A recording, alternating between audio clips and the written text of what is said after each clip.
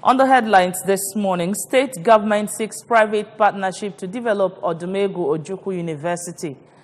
ABGA continues reconciliation moves at grassroots levels. Serap asked INEC to probe Saraki. On the foreign scene, death toll continues to rise in California as many is declared missing.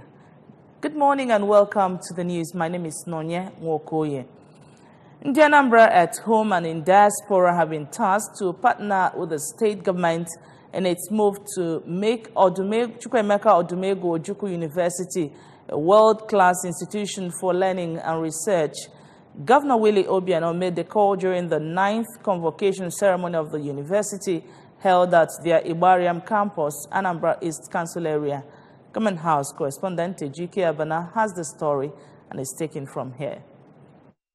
According to the governor, the institution's 9th convocation is special to him for two reasons, which include that his wife is being given an award, and secondly, because it falls on late Chief Odumegwu Ojukwu's posthumous birthday month, stressing that it's only when the Anambra must have taken up the challenge will they have written their names in gold. The governor, who added that education in Nigeria needs serious attention, railed out some efforts of his administration in the general development of education and the university in particular, including advancements being made at the medical school.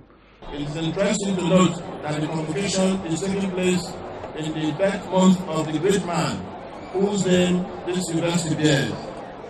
Yes, the great Ike Bandewi, Chief Chukwuemeka Odumegwu Ojukwu, was born in November 1933. I think that in a sense, the convocation is a part of the Ikemba's posthumous 85th birthday.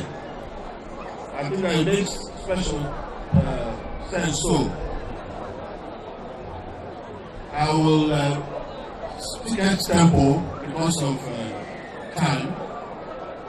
In 2014, when we came in, the students of the medical students of Chukwuemeka Odumegwu Ojukwu, who had spent 10 years in the school, could not graduate because of lack of accreditation. We worked hard, met the accreditation requirements, and in 2016 we were able to produce, in 2015 we were able to produce the first set of medical doctors that passed through this institution. The newest Chancellor of the University and Ewi of Ado-Ekiti, Dr. Adeyemo Aleda-Sommi, spoke extensively on ways to upgrade the country's educational yearnings and called for adequate funding of the sector. There's no saying the fact that Nigeria needs to teach technology curriculum in order to meet much needed informative educational yearnings and aspiration for the modern technology age. The development of the nation depends on the equity of the educational sector. Professor Greg Nwakobi, who is the acting vice-chancellor of the institution, appreciated the state government's presence in the school under Governor Obianos, including regular payment of their subvention, and advocated for employment of teaching and non-teaching staff as they are short-staffed. The university community feels highly honored by your graceful presence on this occasion. We respectively acknowledge your presence individually, as already articulated in our roll call of our protocol at the beginning of this address. Your Excellency, our dear Governor, Chief Dr. Willie Obianos, the visitor and proprietor of the university, we graciously welcome you to the university. Our children welcome their father with love and joy. Chief Anthony Enugu, who was presented with an honorary doctorate degree in letters, appreciated the university for the honor and said that will spur him for greater accomplishments. The governor had on arrival commissioned a twin one-story female building built and donated by the Central Bank of Nigeria. Meanwhile, the wife of the governor, Chief Mrs. Ebelechukwu Obianos, was conferred with an honorary Doctor of Letters degree, DDL, for her human infrastructural breakthroughs and astute leadership benchmarks by the university. The award was presented to the governor's wife by the Chancellor of the university, Oba Rufus Adejumo Aladesoni. Correspondent Daniel Ezigwe attended the ceremony and now reports. Speaking shortly after receiving her doctorate certificate, Chief Mrs. Obianos said the honor had a surprise impact on her, given that a large chunk of her social intervention efforts have been wrapped around getting the needy and the less privileged up on their feet through intense vocational training and skills acquisition. She also used the avenue to recommit her unflinching position to restoring an even society where the vacuum between self-sufficiency and destitution will be effectively checked. It's a pleasure to put smiles on the faces of the needy, of those that don't have. And so we've been able to train up to 4,000 people in various vocations, in various skills, and we've also empowered them so that they can begin to earn their own living and become entrepreneurs, as well as be self-sufficient. Lending a voice to the conferment of the honor on the governor's wife, a professor of law and former dean of the Faculty of Law in the university, Professor Pascal Ogono, said that Mrs. Obianos has collaborated efficiently with her husband in breaking the genes of leadership mediocrity in modern-day governance, and stressed that the award was a product of her concerted belief in the practical restoration of mankind. Wonderful, impressive, unprecedented, and wonderfully packaged. On their part, the Commissioner for Tertiary Education, Science and Technology, Professor Theresa Obiekezie, Commissioner for Works, Engineer Marcel Ifejiofo, and the Managing Director, Oka Capital Territory Development Authority, Venerable Emeka Okuosa, maintained that education remains a cutting-edge philosophy in human development, and said the mileage of Anambra State in that respect has been correctly rewarded with the installation of the honor on the governor's wife. The traditional ruler of Umueri, Igwe Ben Emeka, and his Umunya counterpart, Igwe Chris Onyekuluje, attributed the honorary award to the governor's wife as befitting a record of her milestones in advocating for the benefits of the underprivileged through clear-cut intervention models that ensure even consideration. I appreciate the university for honoring her. It's an honor that is well-deserved and long-awaited, especially as it is coming from this university.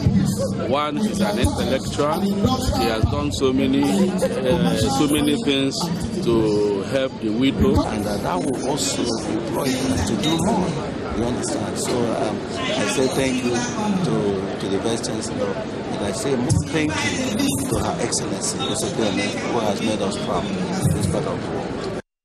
The governor's wife was led to the ceremony by her husband and governor of the state, Chief Willie Obianos. From the Chukwuemeka Odumegwu Ojukwu University, Ibariam, Daniel Ezigwe, reporting for ABS News. We say congratulations to the wife of our dear governor, Mrs. Obianos. As a way of partnering government to ensure free flow of traffic during the festive period, the Enugu Community Development Union has set up and trained 30 persons as traffic marshals. The one-week training exercise was adjudged a success by the community leaders. Our correspondent, Valentine Mbadoga, has the report.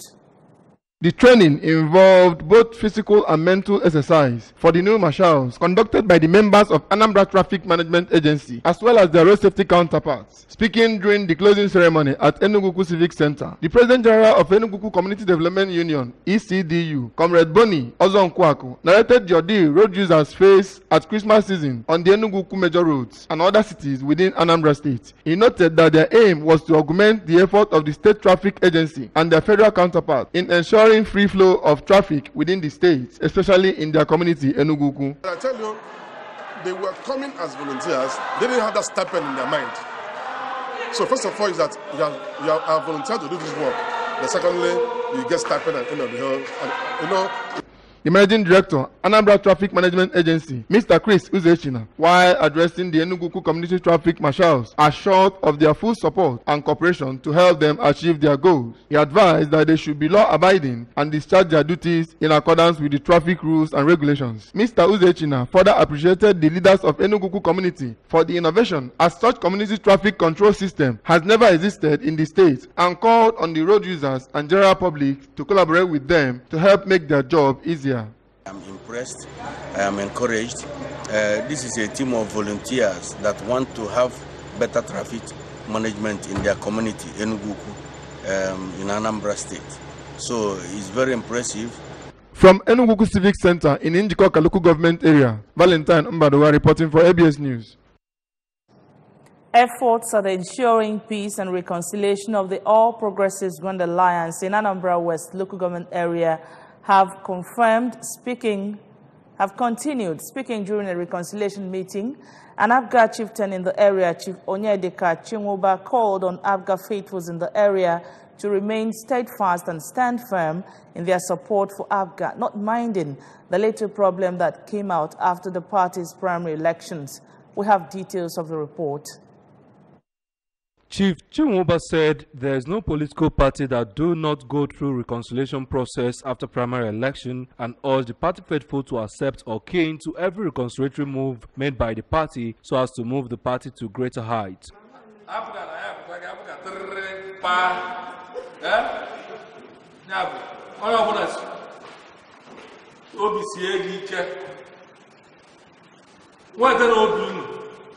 I support one governor of Anambra State, Willie Obianos. Now, Willie Obianos work in MLA full assurance, no, you don't go to do it. Now, I'm talking, I support one governor, Willie Obianos. Makimona line.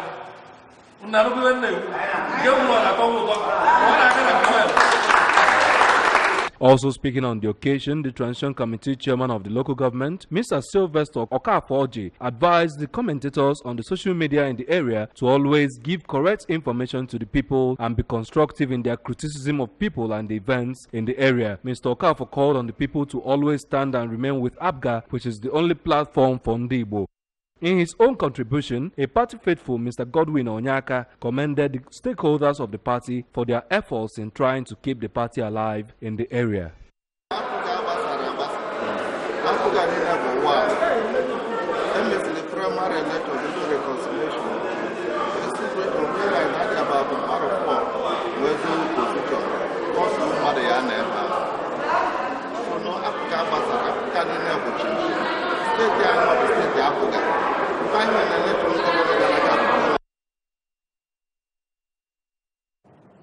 The Socio-Economic Rights and Accountability Project, SERAP, has sent an open letter to Professor Mahmoud Yakubu, Chairman, Independent National Electoral Commission, INEC, requesting him to promptly, thoroughly, and effectively investigate the allegation that Senate President Bukola Saraki spent between 200 million naira and 400 million naira in every state except the 6 southwest states to influence the outcome of the 2015 elections for the All Progressives Congress, APC.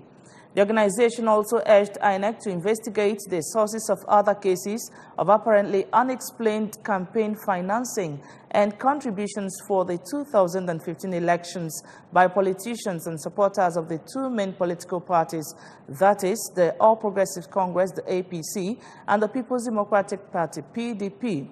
They urged INEC to collaborate with the Independent Corrupt Practices and Other Related Offences Commission, ICPC, and the Economic and Financial Crimes Commission, EFCC, in any such investigations. Saraki allegedly said in a leaked audio that out of the 36 states, he paid election money in 30, saying some collected 300 million naira, while some collected 400 million naira, and some collected 200 million naira. SERAP, in the letter signed by its senior legal advisor, Bami Shokbe Adeyonju, said that the allegation that one politician spent billions of naira on elections in several states of the country to support a political party, if not thoroughly and transparently investigated and prosecuted, would undermine the public faith in the country's democracy. It also risks distorting electoral processes and reversing the gains in the democratic and electoral processes that have been recorded since the return of democracy in 1999. According to the organization, probing the sources of such spending would improve transparency and accountability in campaigns, spending, and contributions.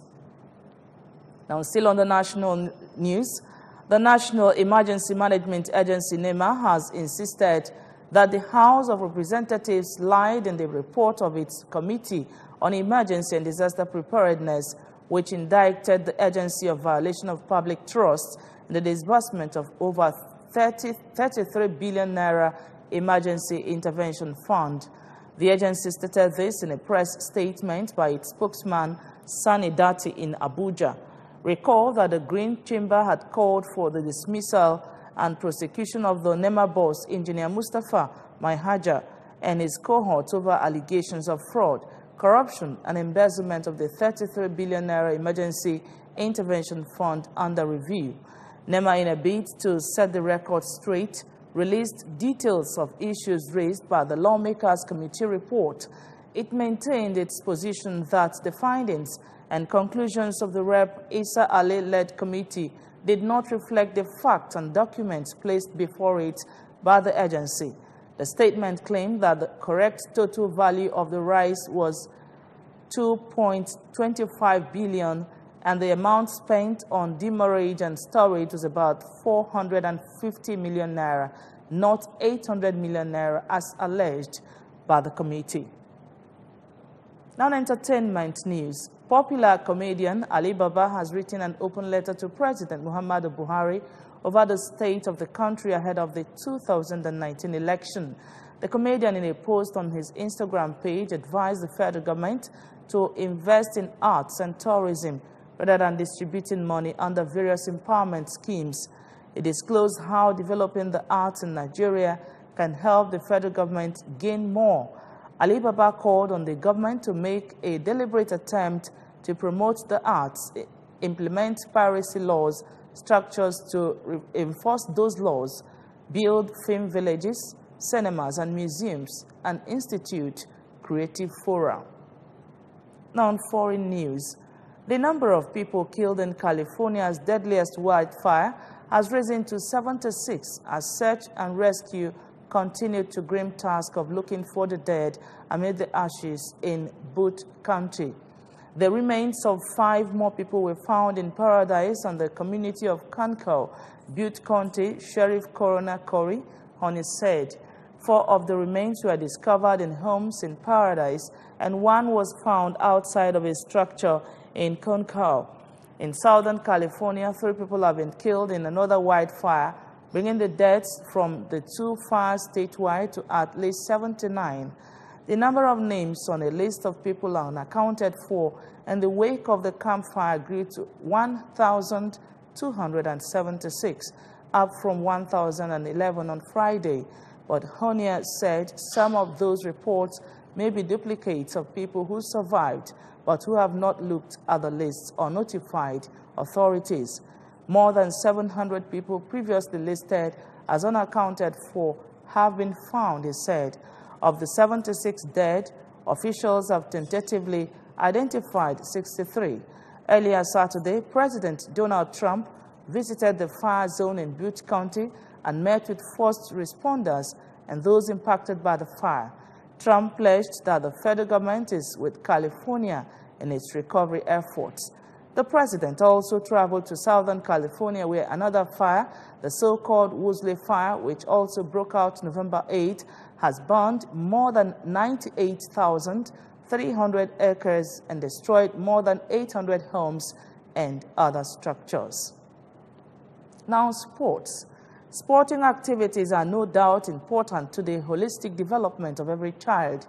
No doubt it was engraved in school's curriculum to ensure balanced development of the child. Therefore, in this spirit, Capital City's secondary school, Ayom Nobala Oka, rolled out the drums and their colors to mark this year's inter-house sports competitions. Correspondent Kenechuku Chukwode, who was the arena, now reports. The different colors they wore, the energetic atmosphere, and the spirit exhibited did not tell one that the environment is a competitive one. The principal of the school, Mrs. Adora Adibe, pointed out that the benefit of sporting activities on students are inexhaustible, especially on their mental health, concentration, and also in building confidence on the children. Mrs. Adora, who noted that the school also created other extracurricular activities for the students, such as the orchestra group, to help the students in learning new skills, called on well-meaning community leaders, the school alumni, and individuals to join her in efforts to reposition the school to greater heights. Sports improves concentration. Regular physical exercise helps to keep one's key mental skills sharp, and this includes critical thinking learning, and using good judgment. In their remarks at the event, the chairman, Post-Primary School Service Commission, Lady Joy Olasi, and the chairman on the occasion, Reverend Michael Moneke, appreciated the efforts of the school in channeling the energy of students into productive ventures. This is a yearly activity for all the secondary schools in Anambra State. All of them organize inter-house sports competition for the students because it's a forum where we get the community to come and see for themselves actually what is happening in the school. Does that sound a new to you? Don't hear them? So I'd like you to understand the concept. It's very, very important because part of it is also for you to know how you handle people when you grow up. We are living in the world. There are some things we need to learn. A benefactor of the school, Chief Emeka Igwe, agrees that the education of a child must be holistic and sports is one of the ways to ensure such. Hence his reason for being around to identify with the school, pointing out that basic education should be compulsory for all. Red and Yellow House won gold during the 100-meter senior boys and girls race respectively, as Red House became the overall winners, followed by Purple and Green House in second and third places. The event also featured parades, cultural dance, and music band displays. In Oka, it's been Kenechukwu Chukwudi for ABS News. Thank you, Kenechukwu. Now, remember that you can follow news and programs on ABS from any part of the world by logging on to our website, www.absradiotv.com. Like us at www.facebook.com/absradiotelevision. You can follow us on Twitter and Instagram at ABS Radio TV. Now, the main points of the news once again. State government has sought private partnership to develop Odumegwu Ojukwu University. All Progressives Grand Alliance have continued reconciliation moves at grassroots levels. The Socio-Economic Rights and Accountability Project has asked Independent National Electoral Commission to probe Saraki. And from the foreign scene, death toll continues to rise in California as many have been declared missing. And that's the news for 7 this morning. Thanks so much for your time. My name is Nonya Mokoye. Good morning, Anambra continues. Join us.